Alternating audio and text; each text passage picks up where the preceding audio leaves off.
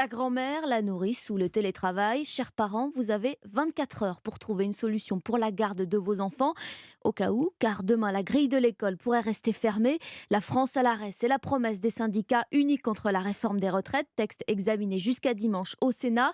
Alors combien d'enseignants grévistes? Les prévisions sont attendues aujourd'hui pour les écoles primaires et maternelles. Louise Salé, est-ce qu'on a déjà une idée? Alors pour l'instant, tous les syndicats semblent miser sur un fort taux de grévistes mardi. La mobilisation devrait être aussi importante que le 19 janvier. Benoît Test est secrétaire général de la FSU, le premier syndicat dans l'éducation. On sent une très très grosse mobilisation pour mardi, hein, avec trois quarts de grévistes dans beaucoup d'endroits, donc probablement 100% dans pas mal d'écoles, d'établissements scolaires. On est persuadé qu'il faudra élever le rapport de force, qu'il faudra sans doute effectivement des suites à l'action, des poursuites d'action, pourquoi pas dès les jours suivants. Après, c'est le terrain qui en décide, hein, c'est pas, on n'appuie pas sur un bouton. Mercredi, les représentants s'attendent plutôt à des rassemblements en lien avec la journée des droits des femmes. Et pour la suite, les enseignants craignent de perdre beaucoup d'argent. En période d'inflation, ne pas travailler, c'est compliqué.